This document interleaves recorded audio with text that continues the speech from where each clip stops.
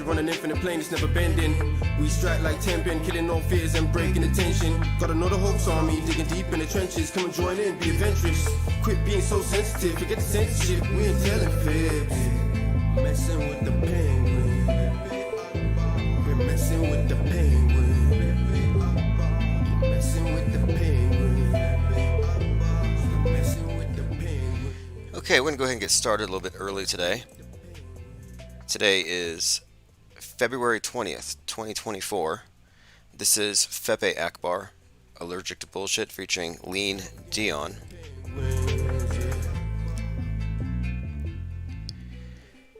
Alright, and we are live on the main, now monetized YouTube channel, which is a pretty big deal.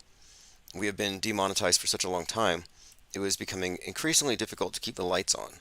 But as of about this time last week, we have been turned back on, which means I'm going to be releasing a lot of pre-produced YouTube-safe content related to what we're always talking about anyway, but I want to do a lot more of these topic-oriented short videos. And you'll see more of those in the coming days. I plan to do pretty much a video a day in addition to our general live stream schedules. Alright, let's see who's here in the chat. Cat Bunny Buffalo, Peace Circle, Dua Simpera, Rocco Calzone, Michael Cervantes, Cubstar. Alright, we'll give a little bit of time for everyone to show up here. It usually takes a few moments. And I may reinstate text alerts here very soon as well. I reactivated a couple of old stock accounts, so you may see a few people rolling in here that you haven't seen in some time. A lot of them likely under the impression that we had somehow been shut down at some point and that we just got back, which is never the case. Okay, let's see. Musk is sending 1 million people to Mars. We talked about this last night. Lauren Witzke is on a no-fly list and now she can't rent cars. Maybe we'll look at this. She's stuck in Denver, Colorado. The rental car company won't rent or anything, but I've read her tweets, and with her temperament, I probably wouldn't let her use my car either. Trump getting sued for, well, another judgment, $355 million. Same in the political drama, selling golden shoes. We covered that. Yesterday, we were mainly talking about paradigm shifts and what's to come. You know, what's the point of what we're doing here? Are we attempting to alienate people? Are we being too exclusive? Should we be holding hands of the people who haven't figured it out yet because they're in the process of waking up? You know, do we need to breadcrumb people? And I've been saying from the beginning here that what we're actually doing is we're really driving a wedge between alt media and the off-world stage. And there's a very important reason for doing so. And a lot of it has to do with quality control, because right now we're being targeted by what I would call an active measure. There's an active measure targeting metascript awareness and auto-hoaxing.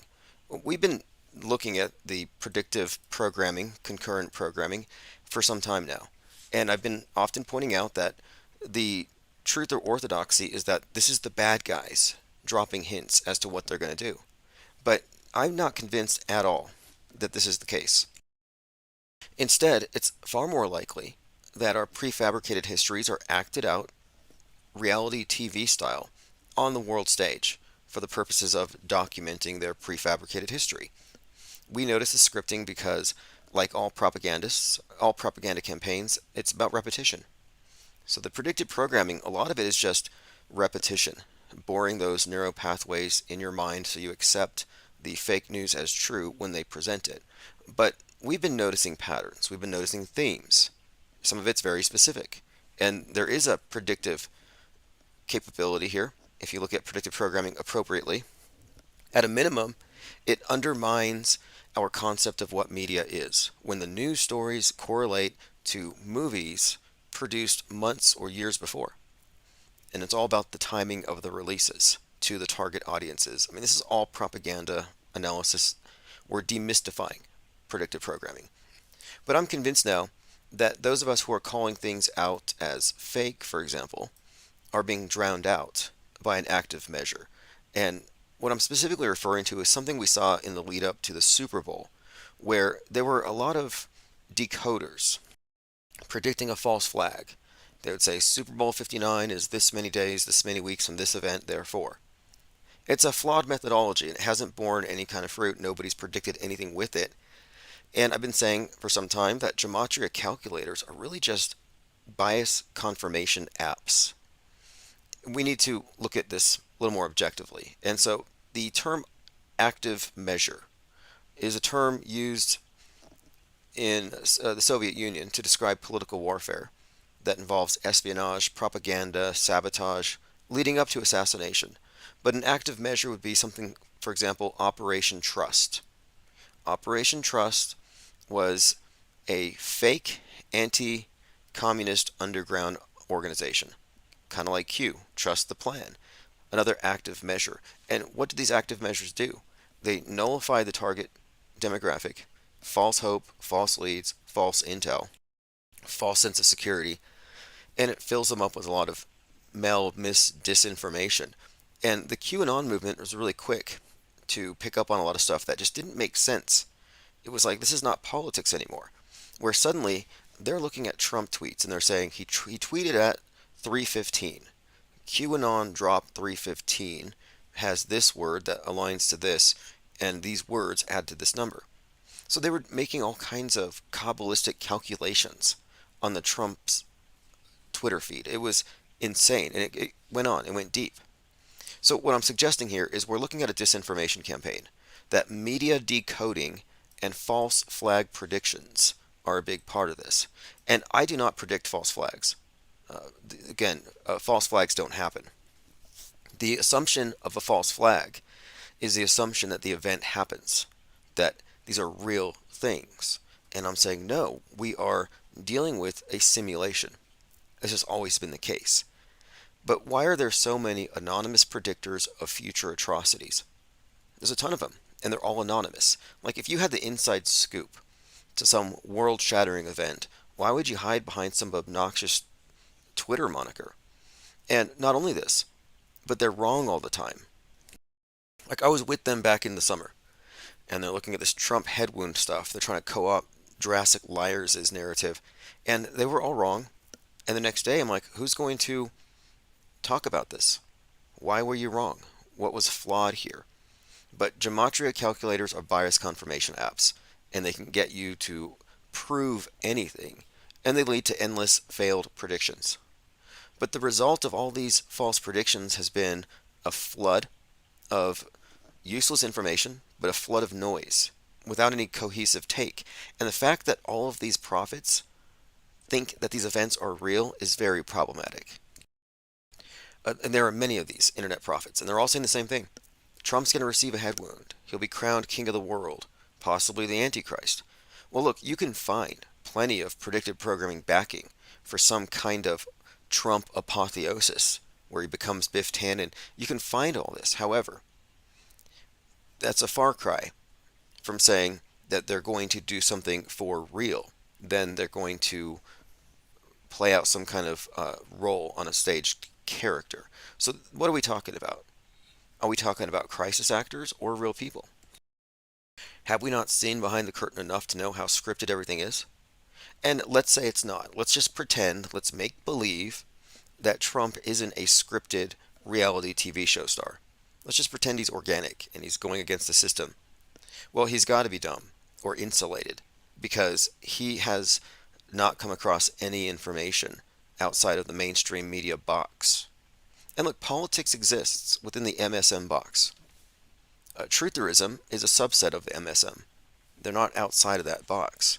That's why it's pointless to follow any of these political leaders as though they're going to take you anywhere but in circles. But what I'm getting at here is this. The QAnon cult uses gematria codes and timestamps on tweets to arrive at mystical revelation. And these decoders on X, for the most part, are Q adjacent in their methodology. We're not talking about skeptics or auto hoaxers. And, people can use gematria, that's fine. You can use Kabbalah, you can use numerology. I understand what we're looking at here. You're looking at various code, you're looking at symbolism, but there's a pretty big distinction between noticing patterns and making things match. There's something different about this. One of them is you can't point at something and say these two things are connected if you add their names and numbers as easily as you can say these are connected on the way they reported, by the terminology, by the symbolism. Like, I like to go with what we can point at. But another thing too is I've been looking at a lot of these false flag predictors who are drowning out skeptics. And a lot of them have a lot of this QAnon type expose the satanic cabal. So they're doing it to expose the satanic cabal. Now, all of this leads to one thing: mystifying predictive programming. And I want to maintain that predictive programming exists, but it's merely a part of a standardized propaganda dissemination technique. They're using repetition, conditioning, and suggestibility to make scripted news events more believable. A false flag is a false explanation that mislabels fake events as real. Anybody who says false flag is not up to speed, they're not up to par. That's just a fact. They're using the wrong terminology, and it matters. This is a standard truth or take. Events are real, but there was a second shooter, or some other plot twist the media isn't telling us. They begin with the presumption that it's real. Anyone promoting false flag prophecies should be considered suspicious. Again, why would a prophet want to hide? Unless they're avoiding accountability for being wrong. And another point that I've mentioned before is that the patterns in media are often mystified as AI or synchronicity or God. That they invoke a higher power to explain these seemingly impossible coincidences. But when you recognize that they write the news in advance, decades of planning in broad sweeps, but there's a great deal of planning that goes into this, you're not looking at coincidences. You're looking at what appears to be synchronistic occurrences, but it's all just storytelling, foreshadowing. And again, the truth is that our history is written in advance and it's being played out in front of our eyes on the world stage, like a reality TV production. So my objective here is demystifying media, which is designed to mystify reality, to pull people into a lie-augmented reality. And ironically, truthers are led down rabbit trails intended to waste their time and steer them into world stage approved wrong answers. World stage approved, controlled opposition. So in summary, the gematria calculator types who lead with that are not strictly auto-hoaxers, and in many ways are adding confusion and noise to predictive programming analysis. Now, what I'm doing here is I'm seeking truthful answers. I want to unravel lies. I want to deconstruct their artifice of mass deception, and what we have to do is maintain a distinction from Trutherville. Trutherville is run amok with mentanol addicts, hopium addicts, QAnon, gematria calculators. It's lost objectivity. It's become an alternative filter. So just because you unplug from the mainstream doesn't mean you're closer to the truth. And one of the points of my screened reality graphic is simply that. That the people furthest removed from objective reality are the people ardently seeking the truth because they know they're being lied to. It's a brilliant trap. Some people are going to see through it because their intuition, their instincts. So let's make sure that we steer them deeper into the labyrinth and make sure that they're ridiculed, laughed at, outgrouped, and exiled. Joined by Jennifer Reeves, Elephant Tusks, Mom with Sons, Matrix Man Adventures. He says, slowly planting those seeds works. See, I've heard that before, but I no longer accept that. Now I'm all about paradigm shock. I think we need to push people off the edge. If they can handle it, if they can swim, swim. If they sink, let them go back to the blue pill comfort zone. But no more planting seeds. And the people who aren't fully past the mainstream argument from authority, the people who haven't become skeptical on that level, are going to stand out. And that's what we want to happen. We want to see who's on what side of the screen. Joined by Armoon Rai, Linda Curtis, Ted Striker 2112 says, glad you're feeling better. Oh yeah, my disease X is passed. I'm waiting for the next update, the next version of it. It was really strange. Like I said, I caught it from my computer, or my computer caught it from me. It was a virus that I caught, I believe, from my hard drive. And it was right before the Super Bowl. It's like how inconvenient, because if something had gone down, I wouldn't have been able to have covered it. So I'm glad they didn't nuke Vegas. Oswaldo says, if they're running active measures, what would be the counter? The counter is we have to recognize that that zone, alt media, Trutherville, is full of contaminated mind junk. It's a wasteland. It's worse than the mainstream desert of the designated real. There's no objectivity. So the only alternative to me is the parallel media, off-world stage, quarantine. Auto hoaxers worldwide need to unite and quarantine. Once we've done this, which is going to happen this year, once we've isolated a certain number of us, a critical mass, then we can go ahead and challenge the status quo, mix back in, and have these debates. But we really have to mentally quarantine. We have to understand who's on the wrong side of the screen and call them out appropriately. Oswaldo says, don't gematria calculator me, bro. That probably adds to 666. See, here's my issue with the date thing. Like, I think it's intriguing and suggestive of predictive programming that the Queen dropped dead 1,776 days after the first Q drop. Or I think it was 911 days after the pandemic was declared. We have new king coronated, crown, coronation. There are many fascinating relationships, but it seems like there's a lot of people just shooting from the hip, drowning out the field. It's like I don't know, maybe a lot of bored transvestigationists found a new hobby, predicting false flags.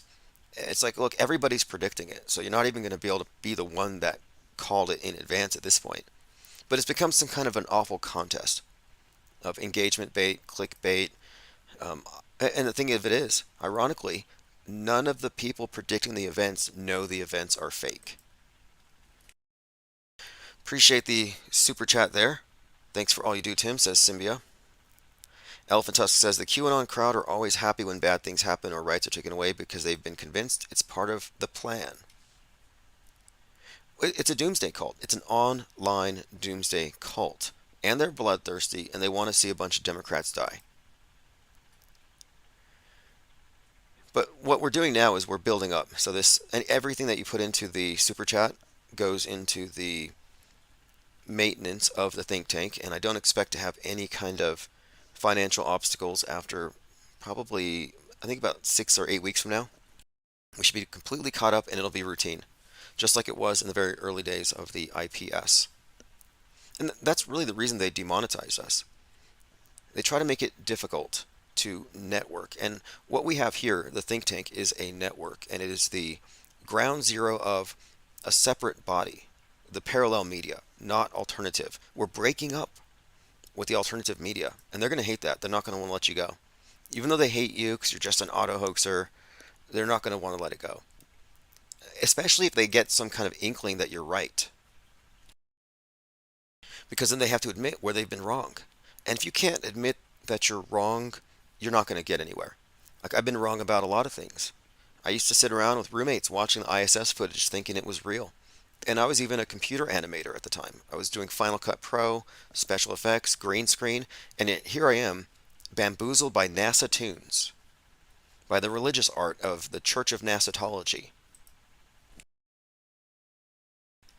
Joined by Druth, says 33. G33 has joined us. Antichrist Denier says they're trying to impose their satanic worldview that life imitates art rather than art imitating life, blending all media into their false reality. Yeah, it's definitely the case that life imitates psyops, and the psyops are definitely imitating art. We live in a psyop-driven reality. But this is what I mean. Okay, so let's say we're going to write the history in advance. We're in the capstone level of the pyramid, here at the top of the Lie world order. So we write it out. Okay, 30 years from now, we'll be on Mars. This is what society is going to look like. This is the temperature. These things will be extinct. Like, you write out your story kind of long term. You pre-plan out the wars and the major cultural shifts.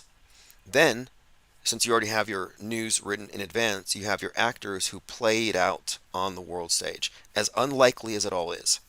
But in order to make it seem organic and real and believable, they reinforce this false reality in advance with predictive programming throughout media, entertainment. All the storytelling goes to driving this one singular story, history or his story. And who is he? Big Brother. They're telling Big Brother's story.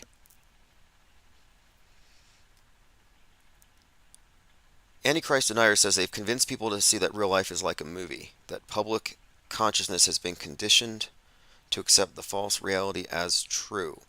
Well, they've merged the two. And you'll notice whenever there's a major psyop, they bring out celebrities, celebrity actors, celebrity sports figures. They bring out movie stars to help make it real. They have merged the two.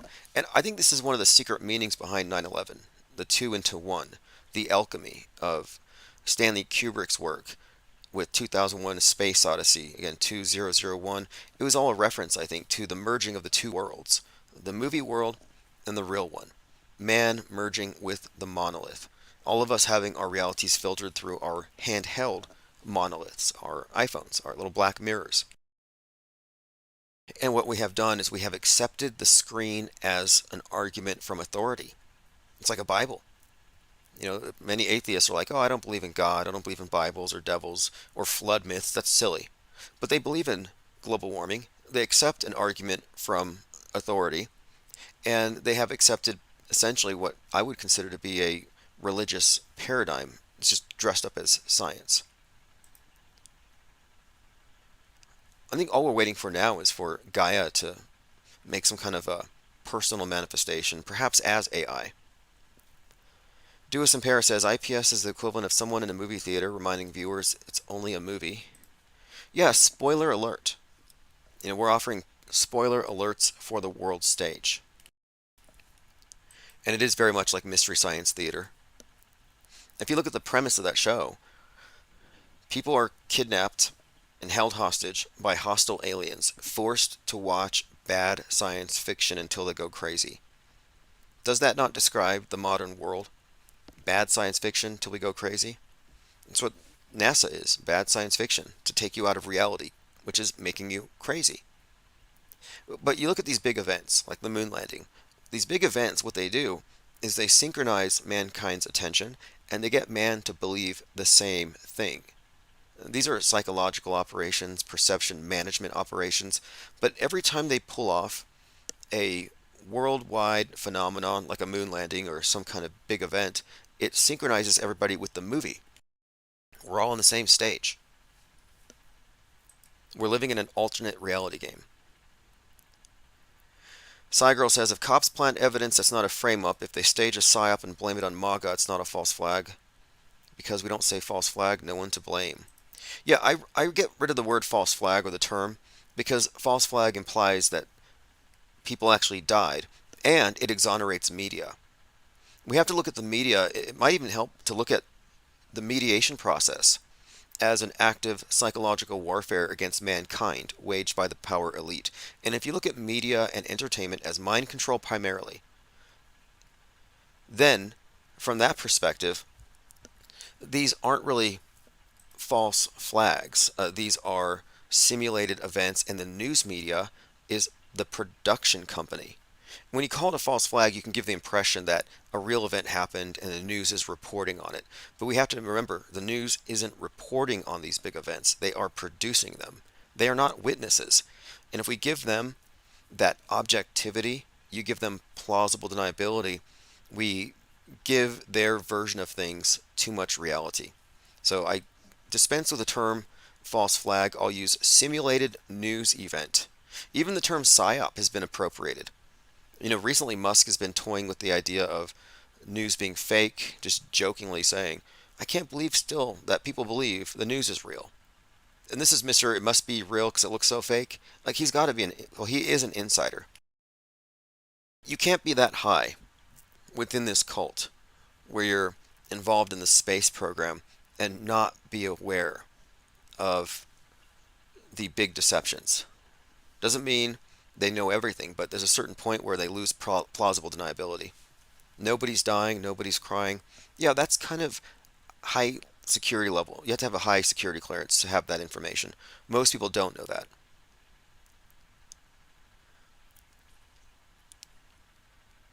Okay, let's see what else.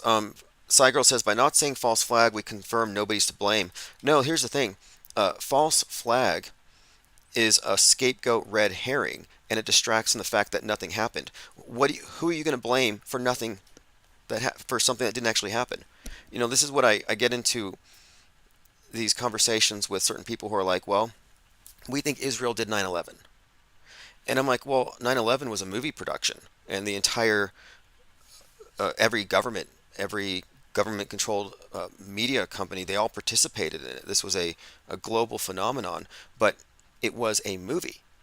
So why do you need a scapegoat if you're not scapegoating the media itself? If you're still like, oh, we got to get these bad guys or find these bad guys or arrest that traitor, you're not looking at the apparatus of mass mind control itself, which is bigger than any of these bit players. You're missing the stage for the actors. You're missing the forest for the trees. So from this perspective, from knowing how fake it is, it makes no sense to go after these little red herrings. And what has Alex Jones done, for example? Bill Hicks. He's been running laps around a big fat tree called Sandy Blank. I don't even want to say it on this channel.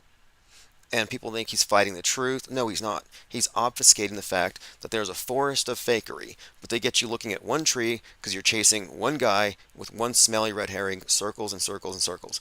It's like at some point, we have to recognize that these influencers are there to conceal the enormity of the fakeability powers of the elite, which is their main power. They faked nukes.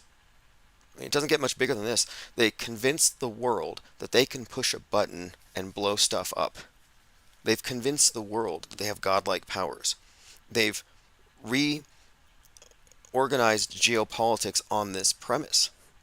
And what I'm saying here is that these are, very powerful psychological operations, perception management operations, but it's also trauma-induced mind control. And I think primarily we're dealing with mind control. This is why I don't think it's useful to even consider organizing red pillars. It's like, why would you try to organize patients in a mental asylum who don't know real from fake, who are triggered by the images on the screen because they don't know the difference between agitprop and reality?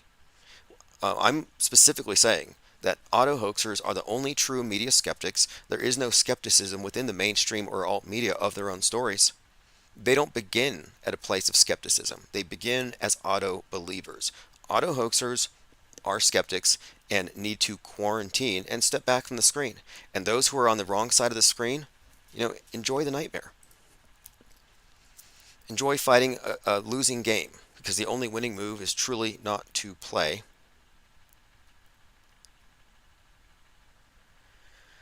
Appreciate that, Antichrist Denier.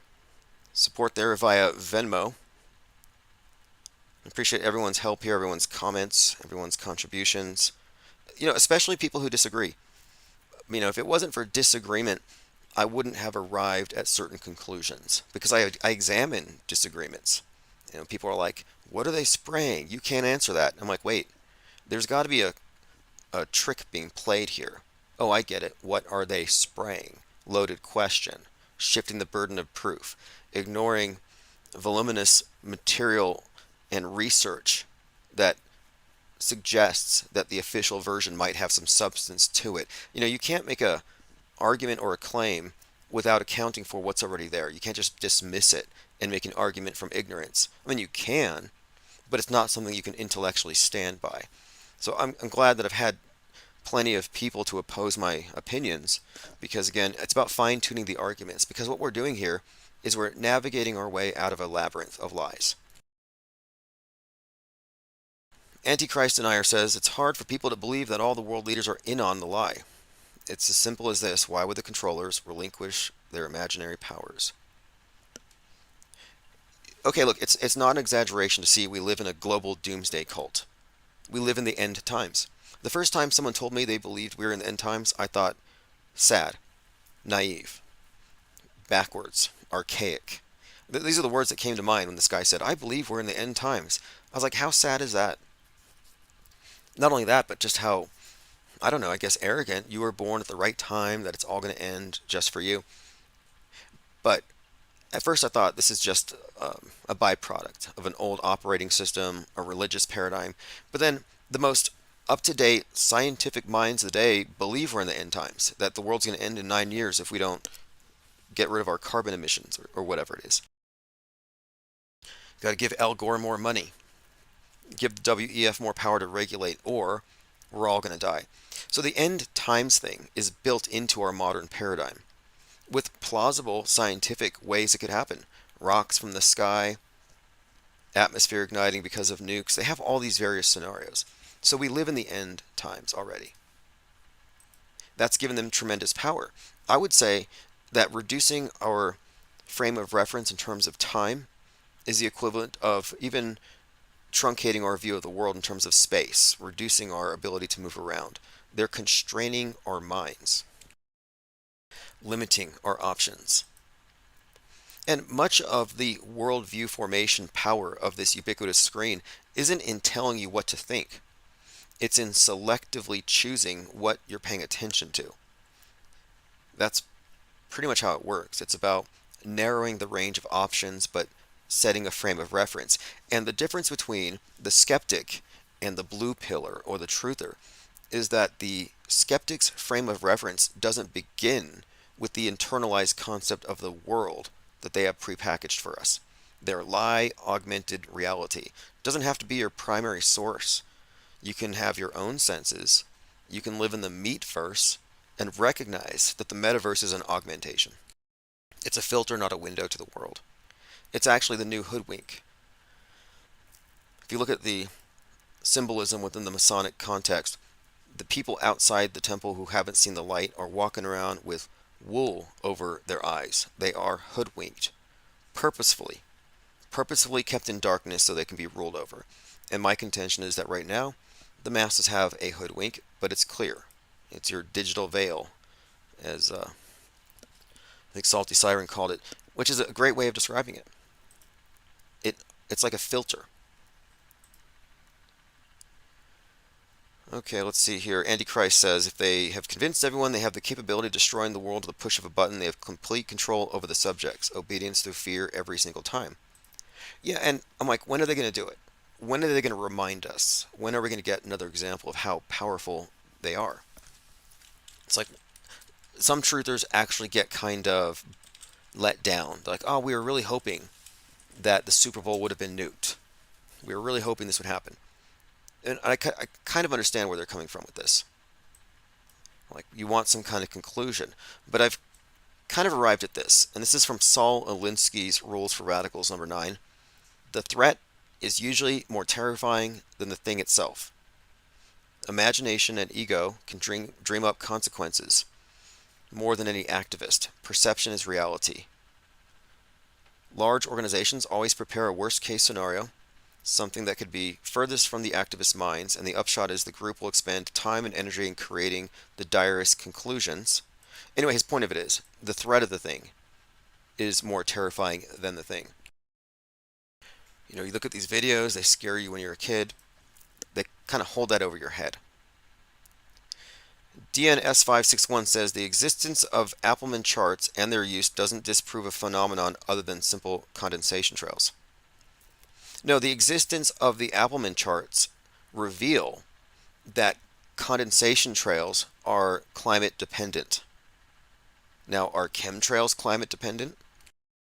Or are they switching them off and on? That's the whole point, is that if you're going to posit the existence of chemtrails, you first have to contend with the fact that contrail science exists, and there are charts going back to the 50s where they can predict when these things will be formed. So you have to actually debunk that, or somehow, I'm not sure how you're going to do it, but you know, if you're going to replace contrails with chemtrails, you have to confront those charts. And no chemtrail believer has ever brought those charts up before. I've never heard of them until I looked them up. I kept hearing people saying, when I was a kid, we had blue skies and a yellow sun. I'm like, are you thinking about like your crayon drawings? Like, where are they getting this from? They said, we didn't have trails when I was a kid. And it's like, well, the chemtrail theory didn't really get popularized until the late 90s. However, these charts that the military have used to prevent their craft from going to altitudes in conditions which would create trails that would give them away, these charts go back decades. And you can find observations on these trails going back to 1919. So these are not new. And one other point, though. I've never seen a chemtrail believer who wears a mask. It's like, okay, you believe you're being poisoned, and you just go out there naked-faced, and you're brave, really brave. That'd be like a COVID believer not wearing PPE. It's like, well, you're either brave or you're ignoring the science. Like, why are you ignoring chemtrail science? All right, let's continue. I was just reading through this article I posted earlier today. It was called, you can find this at timosman.blog, Active Measure Targeting Metascript Awareness and Auto Hoaxing. And it is an active measure. Shortly after that, I published this article, Trutherism and Fake Fear. Today's truthers don't seem adequately terrified of their own professed beliefs. Many truthers claim to believe in satanic cabals consisting of Democrats and Hollywood elite, vampirically feeding on the blood of children. Yet, they seem comfortable sitting back and allowing the problem to work itself out. Perhaps another Trump term will fix it. But they seem awfully chill about such a horrendous belief. If I believed this stuff, I would be in church. I'd be praying, like the rosary. I'd be very religious if I thought that we had a bunch of satanic vampires eating children all over the place. But truthers who know this stuff, or they believe they know it, they're not really doing anything, which is weird to me. It's like they were all, save the children in 2016. Well, those children are now going to be voting Democrat because you didn't save them. But then you have the chemtrail truthers, and they say, the skies are poison and toxic, we're facing certain extinction because of geoengineering. This is the end of life as we know it, no more blue skies. But they don't wear masks, and they vape. Show me a chemtrail truther and I'll show you a vapor. Then you have others who fear 5G towers. They say 5G towers are human bug zappers, they will kill you, but they don't wear aluminum hats. So wait a minute here. You believe that that tower is killing you right now, and you're not wearing any kind of protective gear?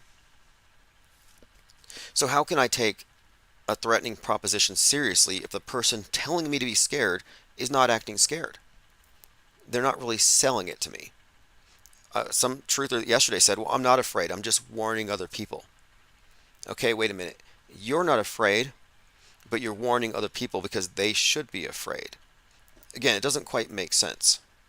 Like a lot of these end of times doomsday types, why aren't they off the grid yet? So today's truthers don't seem paranoid enough. They don't really seem all that scared. So either they're super brave or they don't really believe it. And I've been steering clear of alarmism.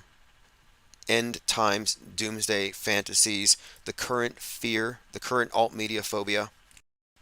I think the current thing to be afraid of right now are military age men. Military age men with traditional values coming into America.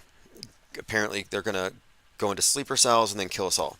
And they say this every election cycle. This is all just alarmism. Current things. They fear the current thing of the week.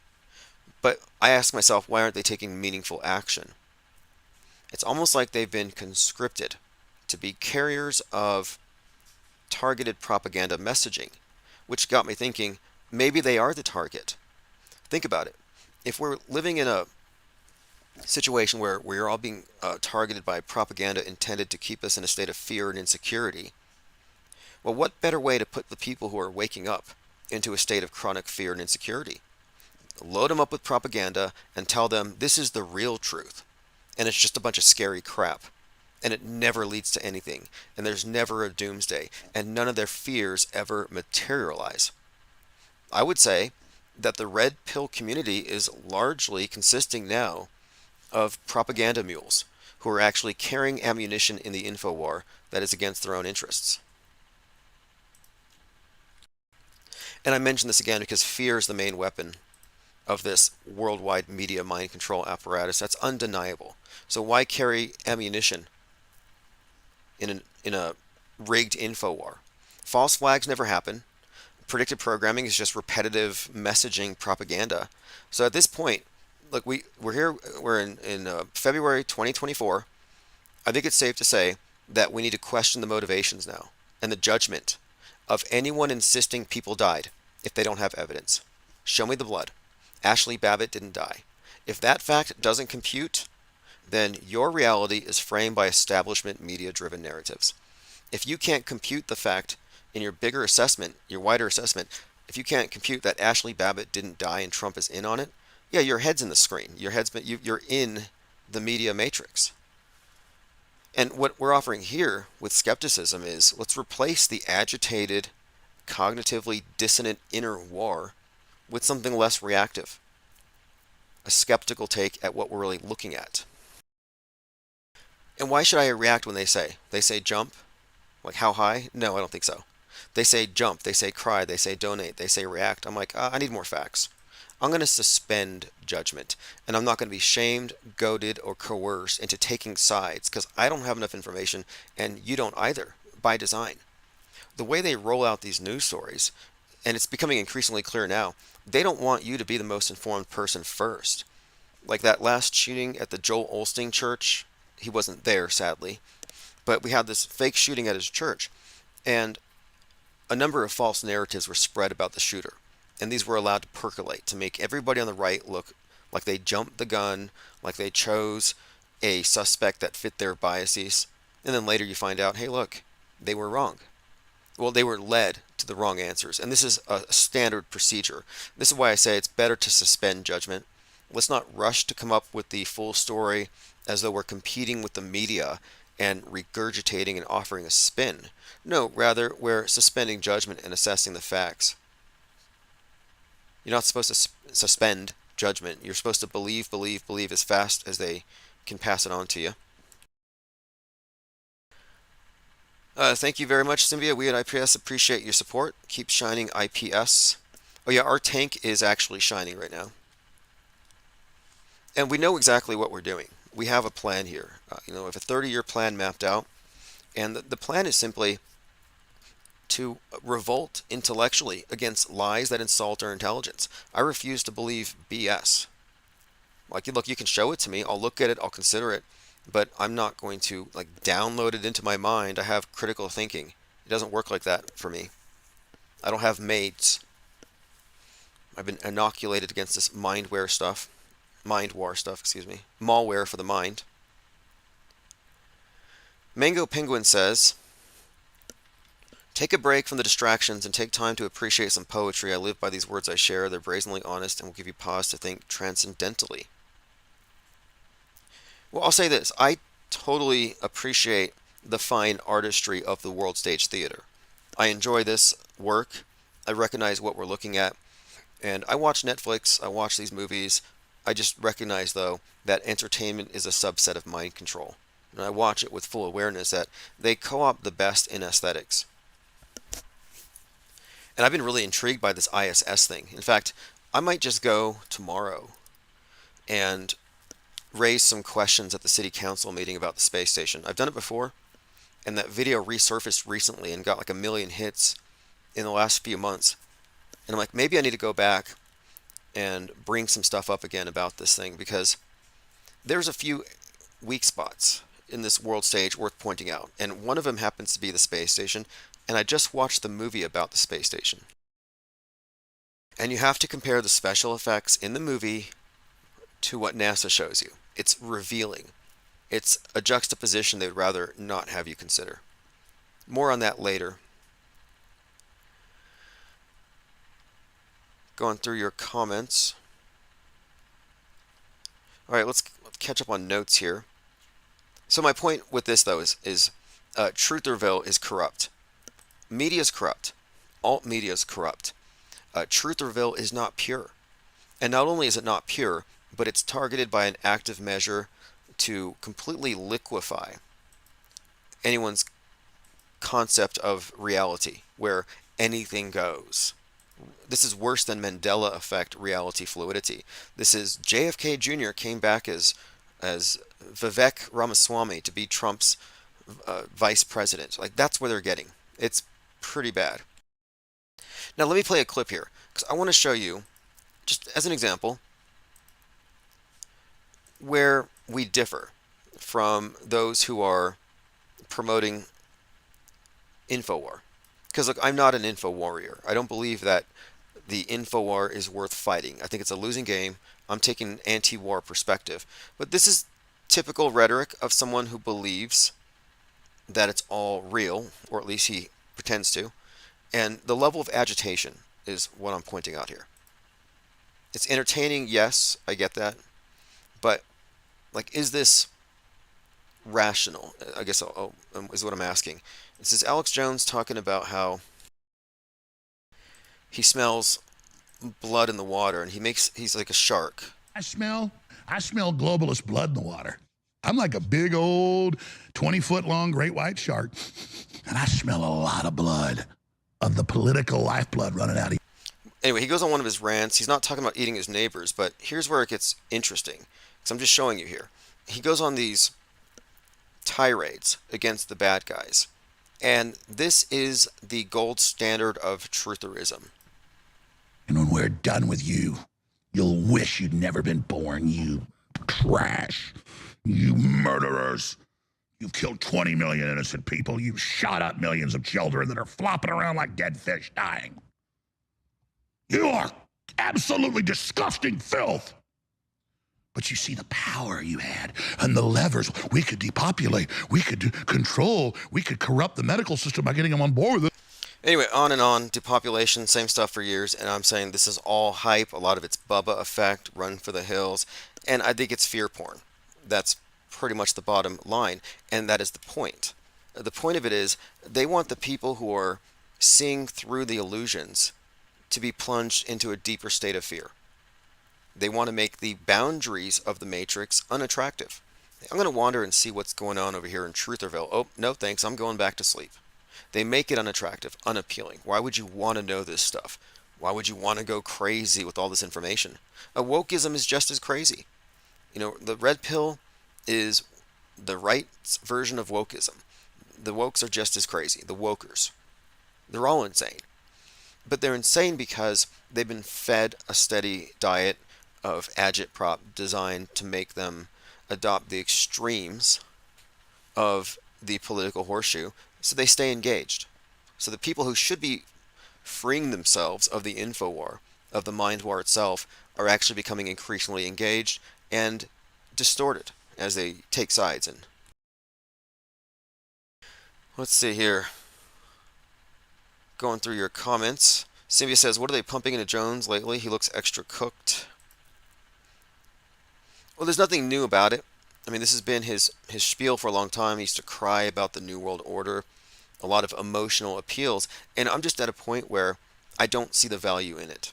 I don't see the value in getting agitated. I don't think I lose the moral high ground because I'm not trying to create a militia to go chop the heads off of feds. Like, I'm an inactivist. I'm a peacenik. I'm anti-war. If being anti-war makes me a bad person and being a truther makes me a good person, then I'm like, well, what's so good about being inundated with all kinds of baseless phobias? I think I'll just take a chill pill here. You can keep your menthol-laced red pills. Cheesy Cool says, gotta appreciate the genius of Bill Hicks, though. I don't think I could play an Alex Jones character either.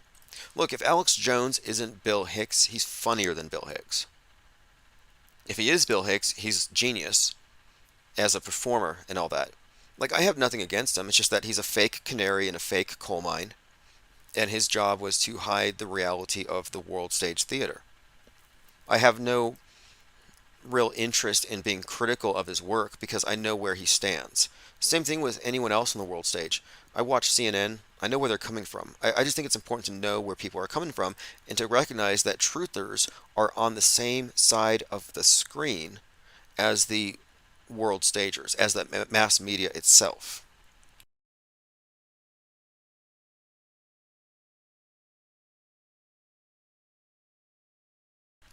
Girl says, just because the police forced those shops and restaurants to close and ruin their businesses doesn't mean it was just a laughable hoax.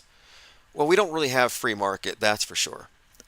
Although, I think that maybe you should take some comfort in the fact that nobody died and the entire thing was a... I think we all know what it was at this point. Like, it's been 4 years, and I'm not carrying water for alt media whatsoever. The anti and the pro are part of the same system. That's been pretty clear to me. But what I think we need to emphasize here is the fakery. I think too often truthers want to de-emphasize the fakery. They think, oh, this is just a tactic. It's all real, or it's about to get real, and it's about to get kinetic. Let's arm up. Let's get ready to fight. It's like, no, that's not how this works. The fact that they have you bracing for an attack means you've been conquered. It means Big Brother has raised his fist, and you spend your entire life in a defensive posture. And I'm not in a defensive posture. I don't feel personally threatened whatsoever. I'm not afraid of nukes. Drop one here in Albuquerque. Drop a nuke here. What do I care? It's all going to be a sim anyway. And the way they would do it is they would probably have some strategic demolitions in an area already cleared out, crisis actors, AVR, and then everybody has to lock down for a few weeks.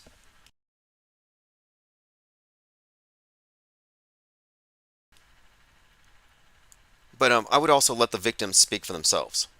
You know, because you have to remember, we're like, oh, look, all these poor oppressed businesses had to shut down. You do realize that many of those businesses are owned by liberals and Democrats. You do realize that more than half the population not only acquiesces, but agrees with what you might feel to be tyrannical. The right wing is like, oh, they're taking our rights. And the left is like, take our rights. You know, one side is 100% porous, open to everything, inviting everything in love with Big Brother. And the other side is closed off. But the fact that it's bifurcated tells you something. There will be no unanimous agreement. You will not change the system from within. You will lose the info war every single time. You want to pick up info and throw it at the other side, they throw some back. It's ceaseless. You're never going to win. You can't win because you're in a mental asylum. You really are. The world stage is a mental asylum. And that's putting it nicely. Harmon Walker says, infinite plain society. He's not even controlled info. He's 100% a liar. Just think no one with feelings would refer to the fish as, the children as fish flopping. Oh, yeah, well, it's hyperbole in comedy. Now, is he a liar? He's a confabulator. Sure. Jones or Hicks, doesn't matter. Yeah, absolutely. I just don't think that we need to put them in separate categories than their mainstream counterparts. Like, alt media is fake. Alt media is a subset of mainstream media, and that tells you everything you need to know.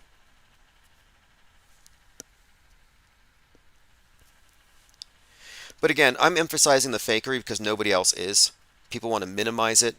They want to hide it because it's the secret. The big secret is fakery. The big secret is the existence of this invisible war, this replacement religion, the weaponized superstition, and mass mind control, trauma-induced mind control, trauma bonding with mass media. It's sophisticated. We're generations deep into it. There is no escape from it. Or rather, there's no escape from it if you follow any of the pundits out there or any of the religious paths. No one's going to tell you how fake anything is. This is very controlled, gate-kept information. We've only arrived at this because we didn't stop. I'm like, okay, I'm looking further than just this one event. I'm looking for patterns. We're noticing patterns. We're networking with other people who have begun to formulate a composite or a picture of what are we really looking at here.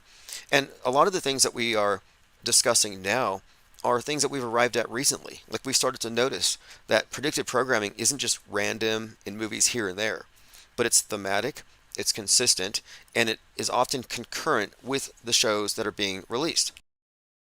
Uvalde, for example, Uvalde school shooting.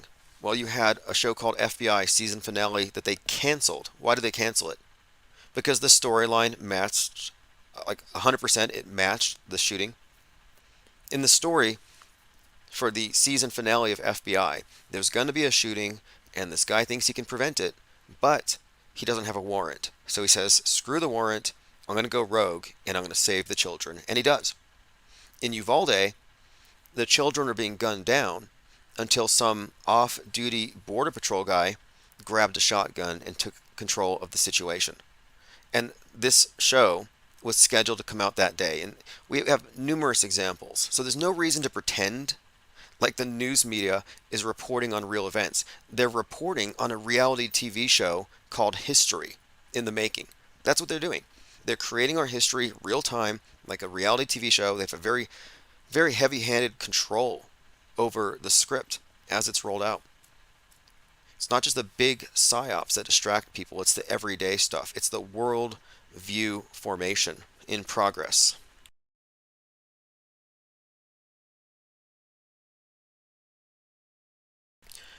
Cygirl says, inappropriate emotional affect, duping delight, or complete absence of any affect at all is the behavior of a human robot.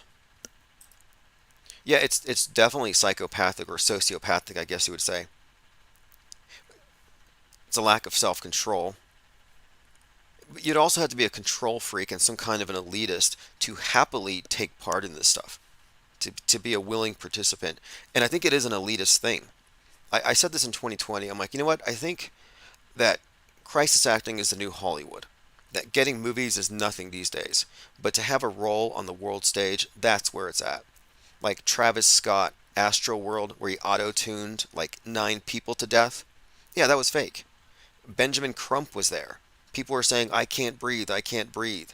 Anytime someone says, I can't breathe, you say it 3 times, Benjamin Crump will show up like Beetlejuice. Did somebody say they can't breathe?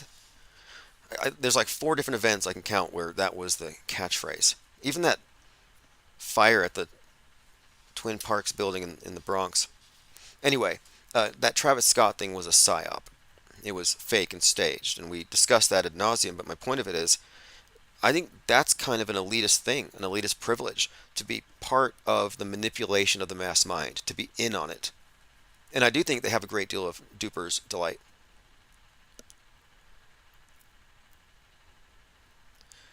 Cygirl says, it's only a harmless hoax. Well, do you consider religion to be harmless?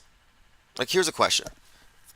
People who are raised, let's say you're raised in a strict Mormon environment, and you believe in Joseph Smith and polygamy and baptizing the dead, or let's say you're raised a Scientologist.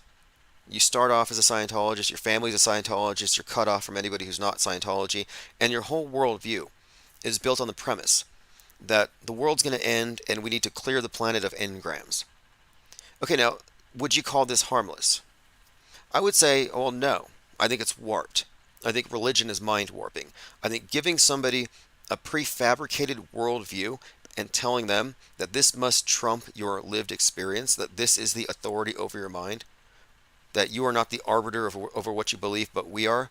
No, I don't think there's anything right about that. I don't think it's harmless. And the MSM is the biggest cult in the world. It is the universal religion.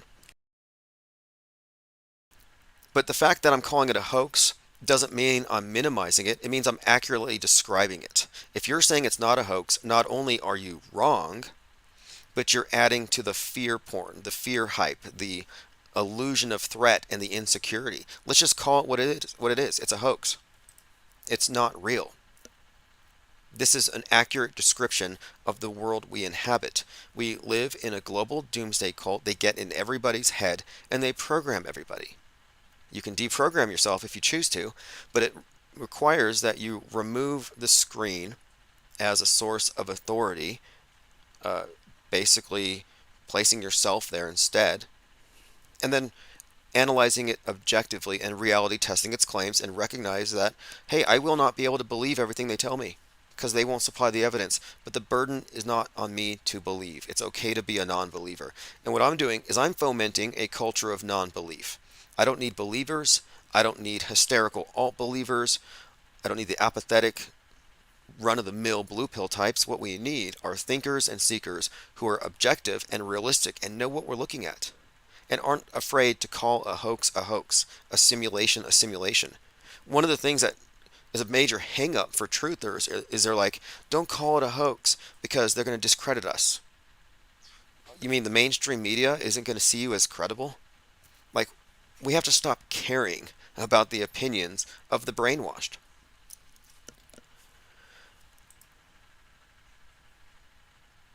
All right, let's see what else we have here.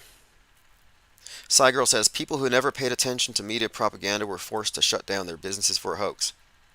Well, okay, again, half may have been, quote, forced, but how many of them were forced? You realize that they believed it.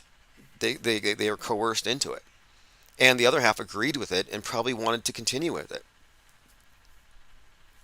But the fact of it is, it's a hoax. The fact that it's a hoax is good news and it's bad news. It means that the level of control is deeper than anyone would have suspected and that we are a conquered species. That it's not that it's one nation or one political party or a few bad actors. No. That within the human race, there's a group of traitors.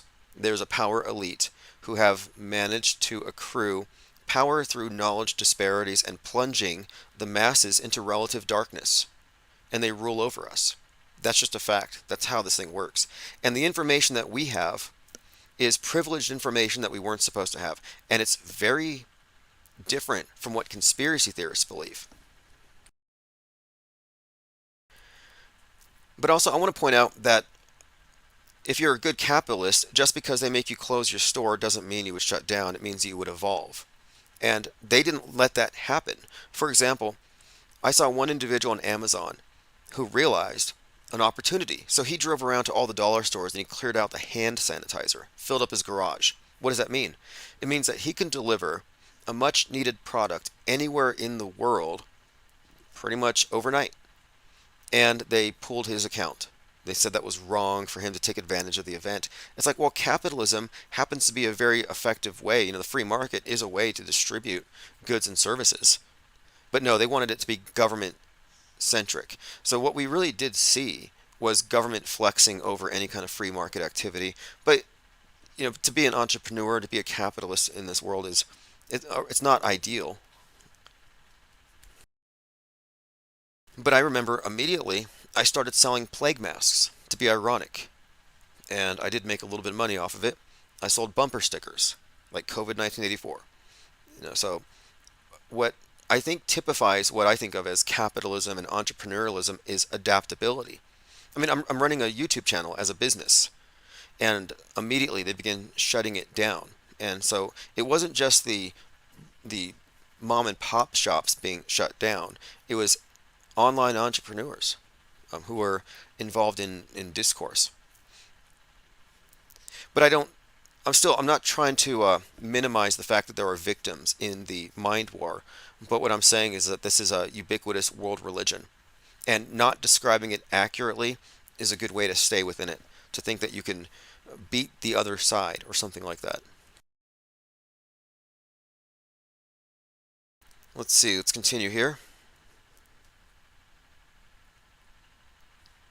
Go through my notes. If you want to follow me on Twitter, it's IPS Insider. We've been talking about trutherism and fake fear. Now this is really weird. I had never seen this before. In 2012, Lady Gaga was dressed up like the Wicked Witch of the West, and she interviewed Julian Assange. The Lady Gaga scene is footage that we licensed from WikiLeaks, so I wasn't in the room, and so you'll see it's a locked-off shot. But I'm actually glad that there is no coverage because it makes it more surreal in the way that it stands out. It's just incredibly revealing. Who is after you, Mr. Assange? Formally, there are more than 12 United States intelligence organizations, investigative organizations that are What are they? after. So, I mean, those include, most importantly... So if you're just listening, it's just this bizarre scene of Julian Assange being interviewed by Lady Gaga, who happens to be dressed up in a witch Halloween costume. No explanation, no further context. Just one of those things. A new trailer for Alex Garland's Civil War just dropped. This movie's going to be out on April the 12th. There's been a lot of discussion about this movie. Citizens of America. People of the Florida Alliance. And the Western Force. People have looked at this as predictive programming, which it likely is. So if there's going to be a Civil War-like scenario, it's going to kick off in late April. It's always after the movie. I remember when I saw Oppenheimer being scheduled for a summer release. It's like, well, at least we know there's not going to be a nuke dropped until after the summer. The predictive programming has to precede. Here's Klaus Schwab's daughter, Natalie, saying, permanent climate lockdowns are coming, whether you like it or not. Clearly, the system, I mean, you mentioned it earlier, that we had before is not sustainable. So I see it as a tremendous opportunity to really to have this great reset and to use this huge flows, of money, to use the increased levers that policymakers have today in a way that was not possible before, to create a change that is not incremental, but that we can look back and we can say this is the moment where we really started to position, nature at the core of the economy. So the permanent lockdown thing, the ubiquitous home lockdown is part of the future. I think that's part of the Mars program. In fact, right now there's talk about Musk bringing 1 million people to Mars, and NASA is inviting people for simulations. And a Mars base it's basically like going out to Siberia, just some distant outpost, gulag, little prison, minimalistic, isolated.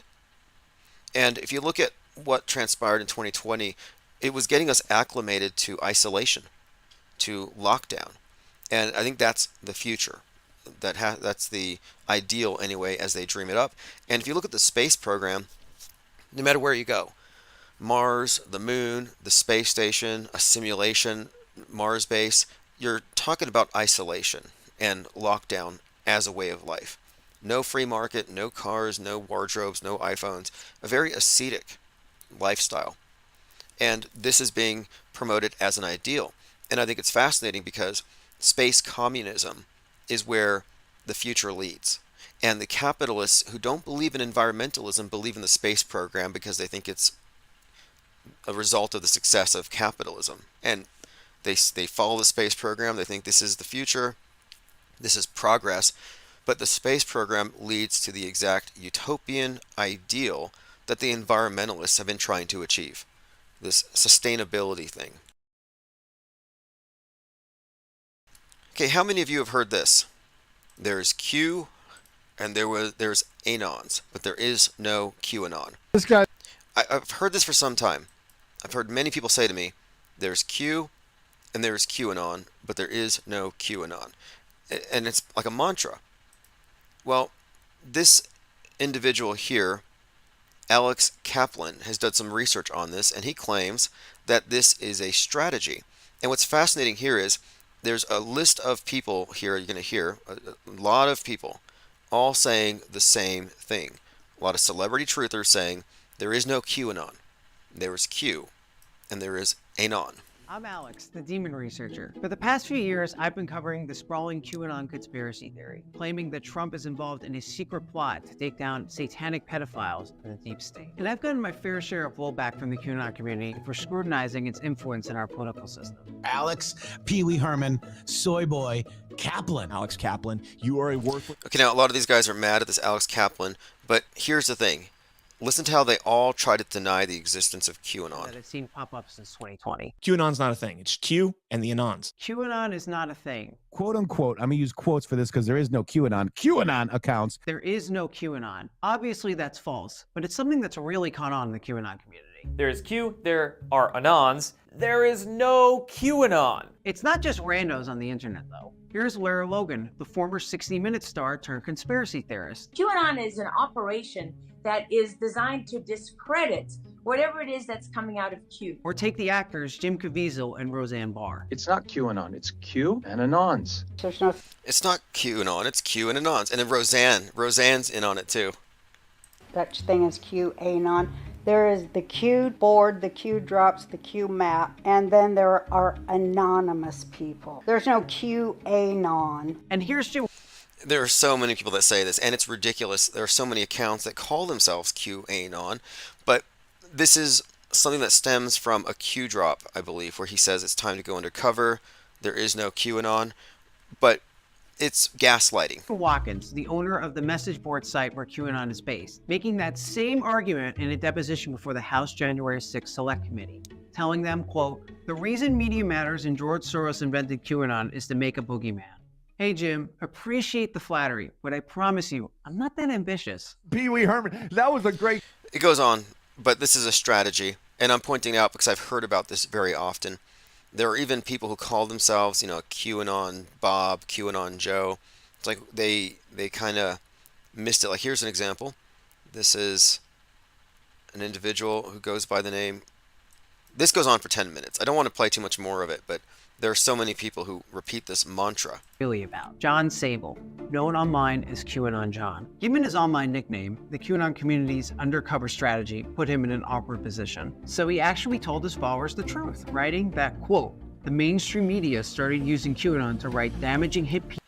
Anyway, that's enough of that. QAnon needs QAnon Anonymous. They're not going to break out of it. It's a Ponzi scheme combined with a doomsday cult. And it's a smear campaign against all conspiracy theorists. It's an active measure. And there are many of those. Like, I'm starting to not trust people who carry more than one gematria calculator in their pocket, because they use these calculators to imply a sort of order or a pattern that may not actually be there. I mean, a pattern should be self-evident. There's a point where the more calculators you use, the more likely you're not going to be able to miss. We need slightly higher standards of evidence than that. All right, let's continue. Neo-Nazis in Nashville going after reporters. Neo-Nazi groups targeting reporters who investigated them. Men wearing skull masks, carrying flares, and making Sig Heil gestures showed up outside the home of a Raw Story news reporter. So they're making home visits there. I haven't caught up very much on the Taylor Swift news. I had Taylor Swift fatigue, but the shooting following the event, we've talked about that and how it had a lot of strange correlations with all these references to Lee Harvey Oswald. And then we have this assassination, presumably by Putin, of a 47-year-old. And then we have that story of Alex Soros's magazine with some kind of implied death threat aimed at Trump with $47 on the meme. So we've been noticing these patterns as usual, but there's a difference between picking up these patterns and forcing things to fit a mold and then trying to draw a hard conclusion, which is what I'm trying to separate from. Sylvia says, what a bunch of dorks. Yeah, I actually had people on the phone say that. Look, he says, you sound like an idiot. There are Qs and Anons, and there is no QAnon. I'm like, I'm sorry, but you're a QAnon. And you're not even anonymous. You're not anonymous. You have a moniker that's easily identifiable. You're all using the same. You're all traced. There's too many big egos for any of them to be anonymous anyway. And the biggest grifters are those who try to imply a personal connection with Q. Like they know something. Like this guy, for example. This is the purveyor of George Online, George Magazine, JFK Jr.'s magazine. He never says JFK Jr. is working for me, but he implies it again and again. And here he is recycling some vintage 2016 Q conjecture, saying that Baron Trump is a time traveler. I mean, this is recycled Q lore. How about this for first-rate clickbait? Come on, you love this. You got to stick around for this one. But first, let's talk a little bit serious, because a lot of people on the left are saying, oh, Donald Trump, he's done. He owes $400 million. Anyway, he's always kissing Donald Trump's rump here, but he gets into the time machine. And I want to point out, too, he released a magazine called George Jr., which is a QAnon magazine for children. I mean, these are the people who are against groomers. And he's even interviewed well-known groomers. There's a QAnon guy, Phil Godlewski, who's a convicted offender. There's recently in this magazine. If JFK Jr.'s dead, he's rolling in his grave. $35 million. He has that, no problem. He has the other money, no problem, too. But everyone on that just needs to chill. But let's talk spooky dokey eerie stuff, because I know you know about this book. It's called the Baron Trump Collection. By the way, it's a real book there, and I know it's backwards, but that's why I got to show you this way. This is interesting because a lot of the things talking about this related to yesterday when Donald Trump gave a speech, because in this book, and by the way, So he's managed to connect a Donald Trump speech from like last week to this book that was written in like 1896. And he talks about Donald Trump's uncle knowing Tesla, and he says Tesla time travel machine. So I didn't know Tesla made a time travel machine, but apparently this being the QAnon group, they believe that Barron Trump might actually be their savior. Speech to defend the accused men of Google Land. Google Land sounds like the internet. And I get it. Google spelled with one O. But he talks to the transparent folks. Quite frankly, sounds like you guys. People that are honest and want to know the truth. But how does Barron Trump defend the accused? He basically says, men of Google Land, this is not for a dark purpose. Look and judge for yourself. And that is exactly what... Okay, if that sounded like incoherent babbling, it's because that was incoherent babbling. But the long and short of it is, a book predicted Barron Trump would travel through time and defend Trump against accusations of raping someone at a department store and inflating the value of his properties. Makes sense, right? This is cutting-edge Q research.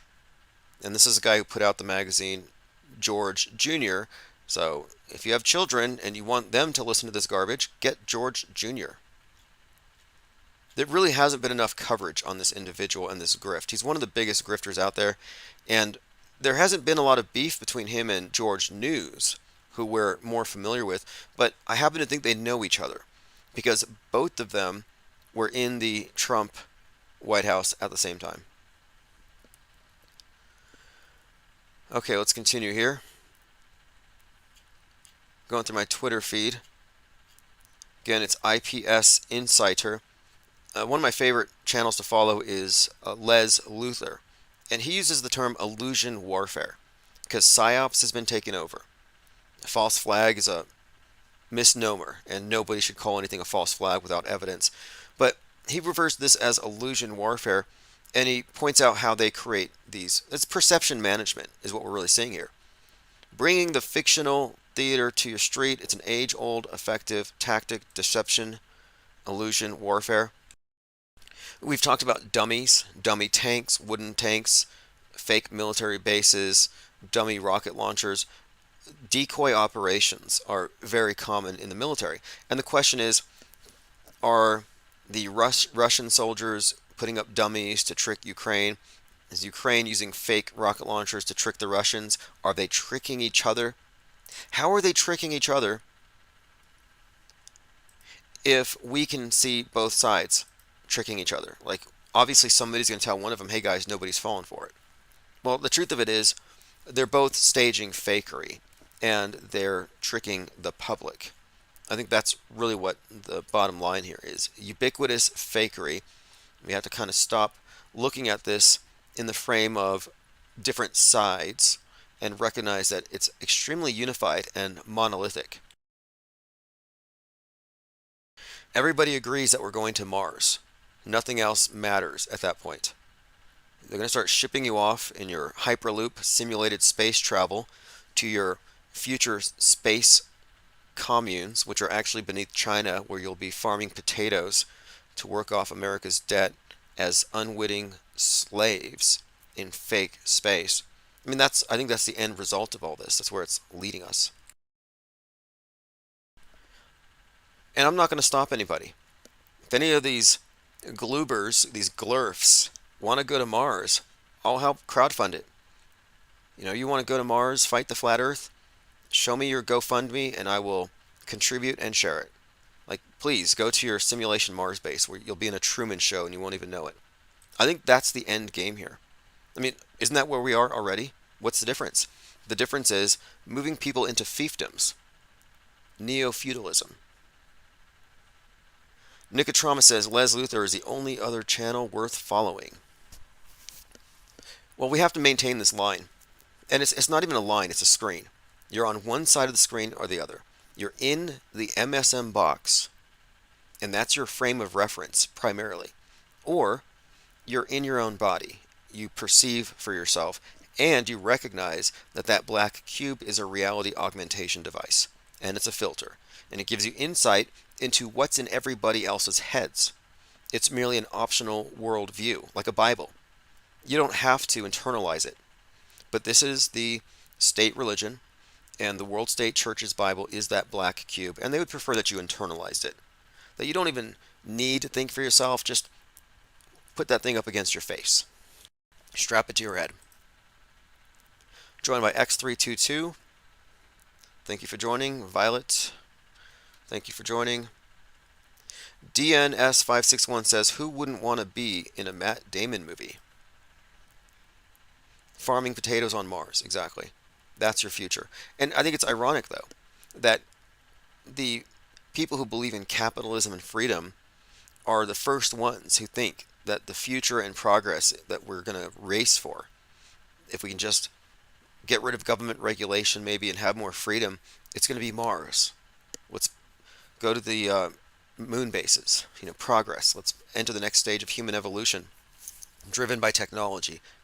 Like it's this religious mission, if you think about it, going to heaven and all this stuff. But if they actually attain it, what happens when you go to Mars? Well, you're leaving behind everything that's destroying the Earth. Carbon footprint, republicanism, capitalism, MAGA hats, AR-15s. None of that's going with you to Mars. Your toxic masculinity, yeah, keep that on Earth. So if you really think about it, this is, in my view, the long march through the institutions, the subversion that was going to have to take place over multiple generations because they couldn't get the workers of the world to unite because communism sucks and they like their increased standard of living from buying products. So how do we get them to not like their products? Environmentalism. Guilt trip them. But how do you get those who don't fall for that to relinquish their material possessions and their freedom and their property? Well, you sell them on the ideal of space travel as progress, as the ultimate testament to the success of freedom. So again, space travel, the space program is like a stalking horse for the worst kind of environmentalist utopianism. And everybody falls for it. Tomanoid3 says, Future Man, Season 2. Stu tells Tiger the truth. He's not taking everyone to Mars. He's uploading them to the digital realm where they will live forever. Now that's ominous. I actually had this thought this morning. I was thinking about Musk and his idea of sending 1 million people to Mars. And I thought, what he could easily do is he could create simulations of everybody. And instead of blasting you to Mars, just blow you up and your ashes go into the sea. Meanwhile, your digital version goes to Mars and people can still interact with you through the internet. He could literally just dump you somewhere and replace you. And the person that people interact with is seemingly you. How would you know the difference? And people are so reality impaired anyway. Armin Ross says, do you think they will actually create caves to put people in?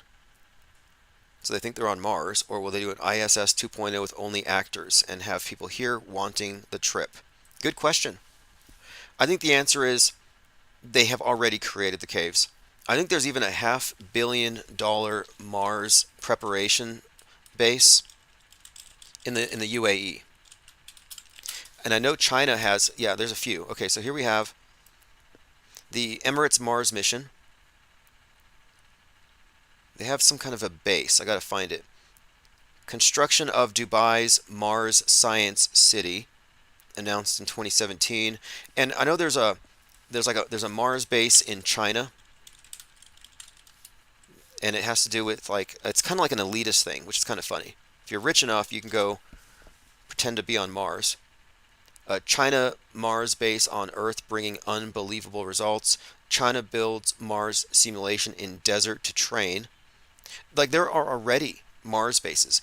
There are already deep underground Mars bases, if you ask me. And if you look at Hyperloop, which is a term coined by Musk, Hyperloop technology could be used to simulate space travel quite readily. So could they ship off 1 million people to some underground base and have them think they're on Mars? Yeah, but only if it was run by operatives who knew better. Just like that TV show I referenced the other day, Space Cadets. 12 contestants, low Earth orbit. Half of them are actors. Half of them are dupes. As long as the actors can keep the dupes separate, they won't formulate some kind of conspiracy theory about how it's all fake. So if you have a deep underground Mars base and you start shipping in a lot of brainwashees, as long as they're isolated, quarantining would be a huge part of it. Oh, you arrive, you're going to be in quarantine for 3 months. Like, you're going to be mentally quarantined. You're going to be monitored. Like, I think it would be very possible to convert people to Martian. It sounds kind of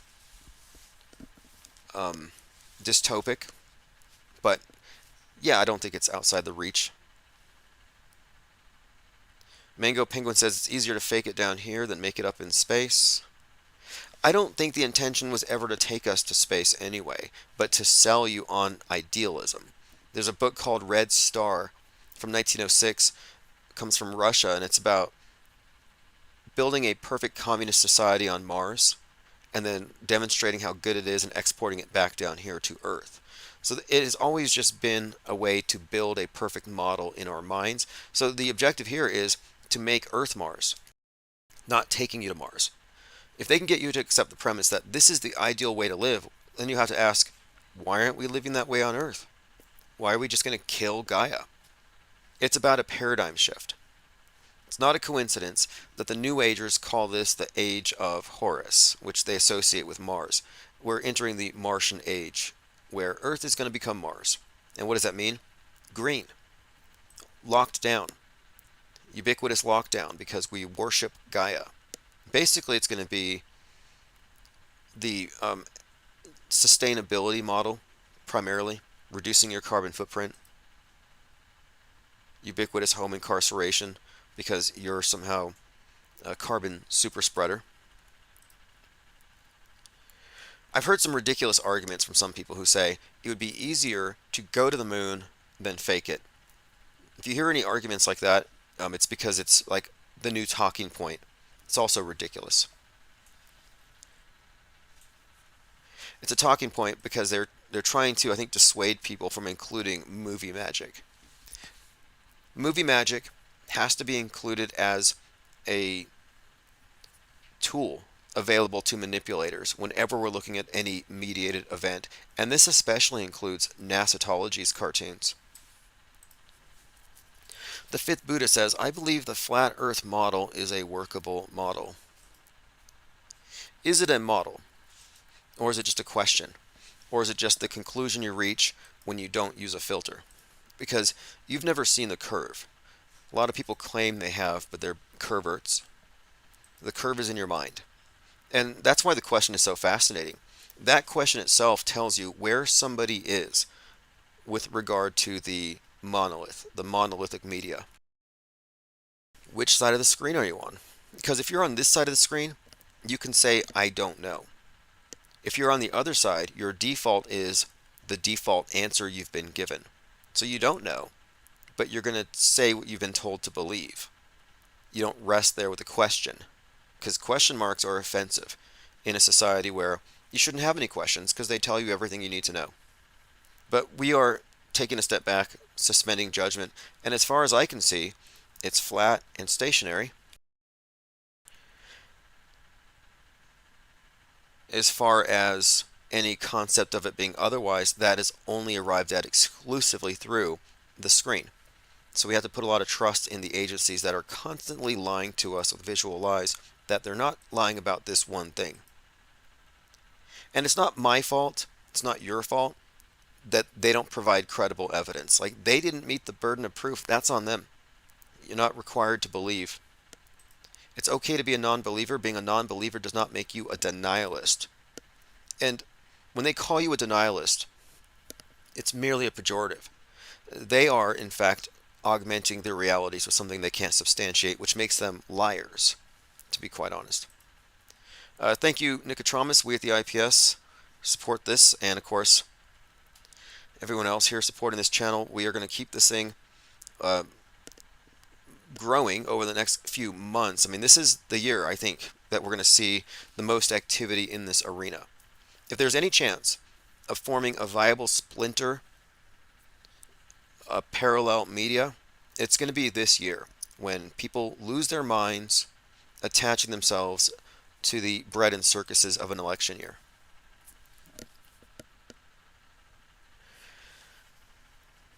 Now, if the Earth was a spinning ball, or if it is a spinning ball, I'll be the first to admit it.